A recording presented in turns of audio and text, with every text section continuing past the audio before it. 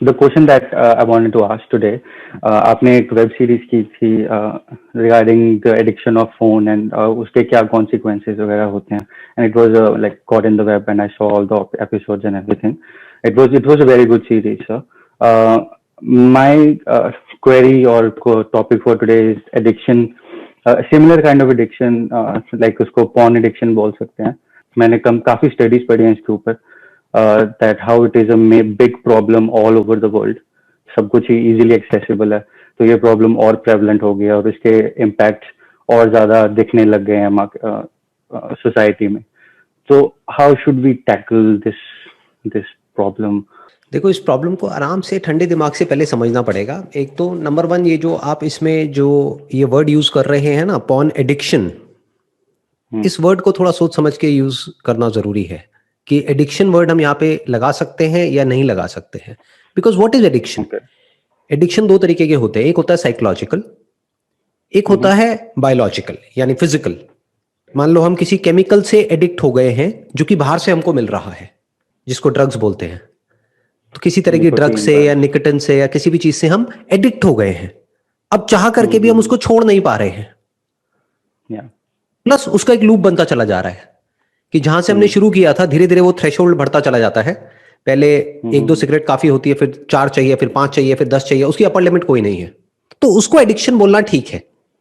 But when we use this term addiction with porn, मुझे थोड़ा सा ये फनी लगता है ओवरऑल ये कॉन्सेप्ट, क्योंकि इससे एडिक्शन हो कैसे सकता है?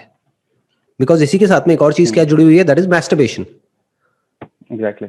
या तो आप इस नो फैप वाले कॉन्सेप्ट में बिलीव करते हैं, फिर आप पॉर्न देखे चले जा रहे हैं, तो मेक सेंस.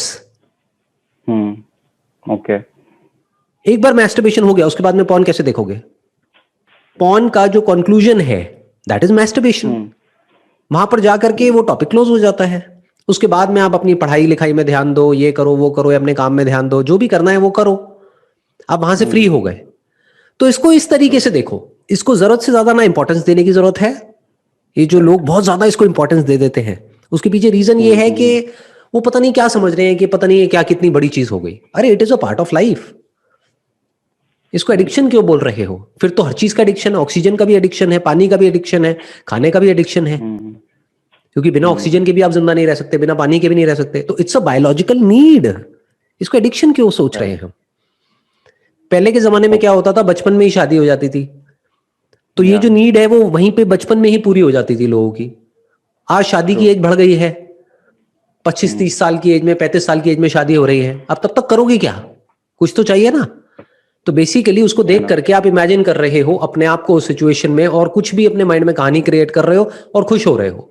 अब क्या करोगे?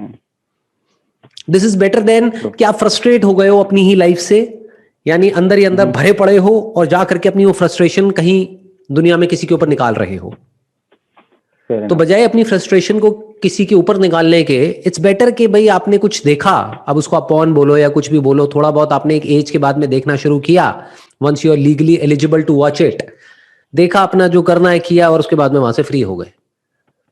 वो भी एक लिमिट में किया, काम खत्म. अब ना वहां पे ज्यादा गिल्ट है, ना एक्सेस में कुछ हो रहा है. ध्यान से समझना, मैं आपको एक साइकी बताता हूं इसके पीछे की, या किसी भी चीज के पीछे की. क्या होता है कि जब हमारे अंदर एक गिल्ट होता है ना कि मैं कुछ गलत कर रहा हूं या मैं कुछ गलत कर रही हूं, तब वो काम बहुत ज्यादा होने लग जाता है. ये एक तरह का कोपिंग मैकेनिज्म है हमारी ब्रेन के अंदर. जैसे फॉर एग्जाम्पल, कोई है जिसको ये लग रहा है कि ये जो मैं चॉकलेट खा रही हूं ना, ये अच्छी नहीं है मेरे लिए, लेकिन फिर भी मैंने खा ली. मेरी डाइटिशियन ने मना किया था, मेरी न्यूट्रिशनिस्ट ने मना किया था, लेकिन फिर भी मैंने खा ली. अब उसको इतना गुस्सा आएगा अपने ऊपर कि इस गुस्से से बाहर निकलने के लिए, यानी ब्रेन में कुछ ऐसे केमिकल्स रिलीज हो रहे हैं जिसको आप स्ट्रेस हार्मोन्स भी बोल सकते हो, जिसको कॉर्टिसोल भी बोल सकते हो, यानी ब्रेन में कॉर्टिसोल रिलीज हो रहा है. तो उसकी वजह से उसका जो कोपिंग मैकेनिज्म है, उसकी एंटीडोट चाहिए. एंटीडोट क्या है? डोपामीन. तो वो डोपामीन कहां से मिलेगी? जब हम और चॉकलेट खाएंगे या वो जो काम किया है उसको और बड़े लेवल पर करेंगे. तो जब हमारे अंदर गिल्ट आता है ना, या किसी चीज के लिए हम अपने आप को रोकते हैं, अगर किसी भी चीज को बढ़ाना हो ना तो उसको रोक दो, वो बढ़ जाएगी. जैसे कोई रूल्स बना दो, तो रूल्स तोड़ने में जो मजा आता है वो रूल्स को फॉलो करने में नहीं आता है. तो ये थोड़ा सा यहाँ पे साइकी को समझना पड़ेगा कि एग्जैक्टली हो क्या रहा है। ये जो पॉर्न है या ये जो भी कुछ है, इसको हम जरूरत से ज्यादा अपने माइंड में इंपॉर्टेंस दे देते हैं। ऐसा लगता है पता नहीं मैं क्या गलत कर रहा हूं, ऐसा लगता है पता नहीं मैं तो एडिक्ट हो रहा हूं, या ये हो रहा हूं वो हो रहा हूं, जबकि आप चाहो भी तो एडिक्ट हो ही नहीं सकते। Okay. जैसे मैंने आपको एग्जांपल दिया कि एक बार मैस्टरबेशन हो गया, उसके बाद में कैसे देख लोगे पॉर्न, कितना देख लोगे। जैसे खाना खा लिया, अब खाने को आप जरूरत से ज्यादा वो दोगे इंपॉर्टेंस कि मैं खाने का एडिक्ट होता चला जा रहा हूं, तो गड़बड़ हो जाएगी। खाना खाया, उसके बाद में खाने को भूल गए, क्यों? क्योंकि इट इज अ नीड। ऐसे ही जो मैस्टरबेशन है, पॉर्न है, ये सब थोड़ा बहुत लिमिट में किया, उसके बाद में यहां से फ्री हो गए। अपना और ढंग के काम करो जो करने लायक है। नहीं तो लोग इसके ऑपोजिट में चले जाते हैं। जैसे आजकल ये नो फैप मूवमेंट के बारे में आपने सुना होगा, बहुत चल रही है। बहुत लोग इसके बारे में ऐसे बात कर रहे हैं जैसे पता नहीं क्या हो जाता है इससे। I don't understand, I don't by this point. क्योंकि व्हाट डज दैट मीन? आप रिप्रेस कर रहे हो अपने डिजायर्स को, अपनी नीड को। जितना आप रिप्रेस करते चले जाओगे उतना ही आप और ज्यादा अट्रैक्ट होते चले जाओगे पॉर्न की तरफ, प्लस जो भी अपोजिट सेक्स है या सेम सेक्स है, whatever, depending upon your preferences, उसकी तरफ। बिल्कुल ऐसे जैसे कि खाने के मामले में आप एक दिन खाना मत खाओ पूरे दिन, उसके बाद जब रात को खाना खाने का टाइम आएगा ऐसे टूट के पड़ोगे खाने पे जैसे कि पहली बार खाने को देख रहे हो। सही बात है। तो डोंट गो इन एक्सट्रीम्स, उसको देखो and grow out of it. जैसे लाइफ में होता है ना, हर चीज से भी ग्रो आउट ऑफ इट। तो ये अपने आप से क्वेश्चन पूछो कि मैं यहां से बाहर क्यों नहीं आ पा रहा हूं। बाहर आने का मतलब ये नहीं कि इसको छोड़ दिया, बाहर आने का मतलब ये है ठीक है कभी कभार देखा, उसके बाद में फ्री हो गए, वहां से दिमाग को हटाया। इन अ नटशेल जो भी मैंने अभी तक कहा है, अगर मैं उसको कहूं तो बैलेंस में ये बुरा नहीं है, लिमिट में ये सब कुछ बुरा नहीं है, और कभी अगर इससे बोर होना हो ना तो उसका भी एक तरीका बता देता हूं, एक्सेस में कर लो, बोर हो जाओगे। ये भी एक लाइफ का बहुत बड़ा रूल है। मैं एक एग्जांपल देता हूं, मान लो खाने में कोई आपकी वीकनेस है बहुत बड़ी, मान लो बटर चिकन है कि भाई बहुत पसंद है और वो मेरी वीकनेस है कि जब भी वो मेरे सामने आता है तो मैं पागल हो जाता हूं। तो एक काम करो, एक हफ्ते तक सिर्फ दिन में 3 टाइम बटर चिकन ही खाना है। जब भूख लगे सिर्फ बटर चिकन खाना है। उसके कई महीनों तक आप बटर चिकन को देख भी नहीं पाओगे, खाना तो बहुत दूर की बात है। तो ग्रो आउट ऑफ इट, आगे बढ़ो ना इन सब चीजों से। ये बच्चों की बातें हैं, ये जो चीजें हैं ना, ये नो फैप और ये पॉर्न और ये वो, ये बहुत छोटी बातें हैं क्योंकि ये पार्ट ऑफ लाइफ है। हम पहले इसको लाइफ से अलग कर देते हैं, फिर अपना मिस्टिकली माइंड में कुछ क्रिएट करने लग जाते हैं कि शायद अगर हम अपने सीमन को रिटेन करेंगे तो उससे ये होगा वो होगा, हमारी पावर्स बढ़ जाएंगी। वो जो लोग ऐसी बातें करते हैं, मैं उनसे पूछूंगा कौन सी पावर की आप बात कर रहे हो, फिजिकल या मेंटल?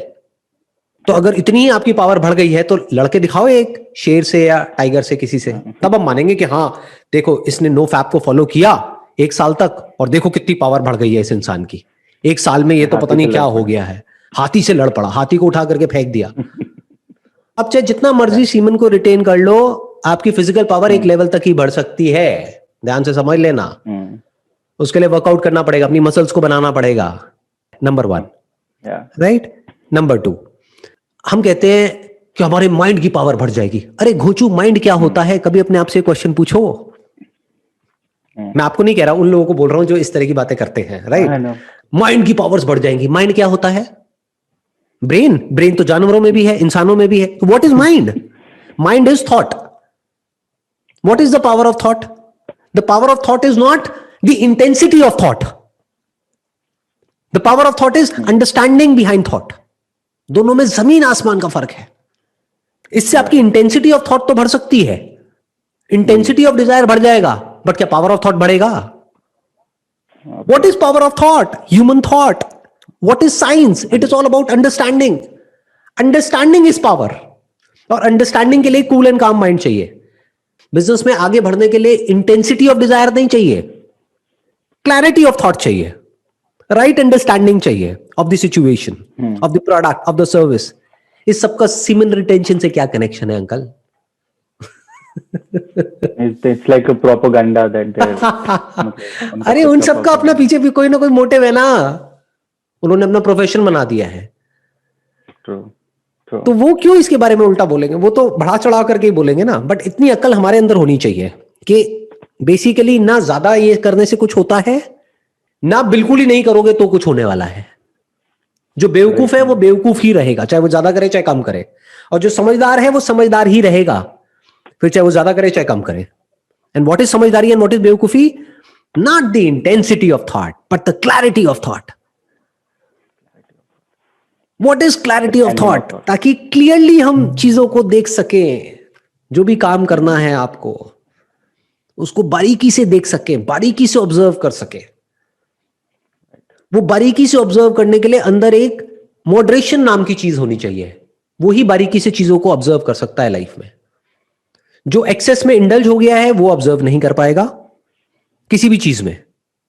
जैसे खाने में मान लो बहुत ज्यादा खाता है तो वो आलसी हो जाएगा, उसको नींद आती रहेगी, तो इस लायक नहीं है कि वो ढंग से चीजों को ऑब्जर्व कर सके। जिसने बिल्कुल ही नहीं खाया है वो बौखलाया हुआ है, वो भी ऑब्जर्व नहीं कर पाएगा। बारे में सोच रहा है, अरे सिर्फ उसी के बारे में सोच रहा है, और उसका किसी तरीके से सारी एनर्जी उसकी लग गई है इस चीज को कंट्रोल करने में, which is not significant at all. It is not connected to your success in life. What you want is success in life. उसका इससे क्या कनेक्शन है? कोई कनेक्शन नहीं है। अगर होता तो successful people would be talking about it, like so already not. अब वो लोग क्या करेंगे, कुछ नाम बता देंगे और कुछ नाम बोल करके बोलेंगे देखो देखो उसने भी किया, उसने भी किया, उसने भी किया। ठीक है, आपने 4 नाम गिनवाए ना। नंबर 1 तो उन चारों का आपको नहीं पता कि उन्होंने क्या किया, किस लेवल पे किया और क्या नहीं किया, नंबर 1।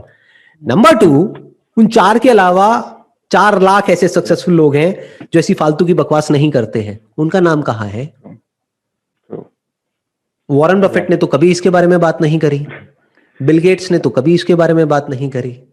इक्की दुक्की किसी ने बात करी, वो भी इनडायरेक्टली घूम फिर करके, फॉर अ टाइम बीइंग किसी ने कुछ किया होगा, बस उसको उन्होंने उसको एब्सोल्यूट मान लिया और उस बंदे पे ठप्पा लगा दिया कि हाँ देखो उसने यही किया, जबकि वो पर्सन मैरिड था, उसके बच्चे थे। What does that mean? He was into sex, खत्म। तो इसका मतलब सेक्स को उसने प्रोहिबिट नहीं किया था अपनी लाइफ से। फॉर अ टाइम बीइंग, हो सकता है कुछ दिनों के लिए, हफ्ते के लिए कहीं पर गया है और कुछ टाइम के लिए उसने इस सबको छोड़ दिया है, दैट इज ओके, वो तो ठीक है ना। 5-10 दिन के लिए, 15-20 दिन के लिए, कभी एक्सपेरिमेंट की तरह अपने इसको देखना हो आपको छोड़ करके तो देख सकते हो, कोई बात नहीं। बट बहुत ज्यादा इसके बारे में ना एक्साइटेड होना है ना ज्यादा सोचना है। बहुत छोटी चीज है ये। ज्यादा जो बड़ी प्रॉब्लम है ना, वो है, इससे भी बड़ी जो प्रॉब्लम है वो है जो भी कुछ गलत हो रहा है इस दुनिया में, that is even a bigger problem than this, right. उसके बारे में हमको बात करनी चाहिए।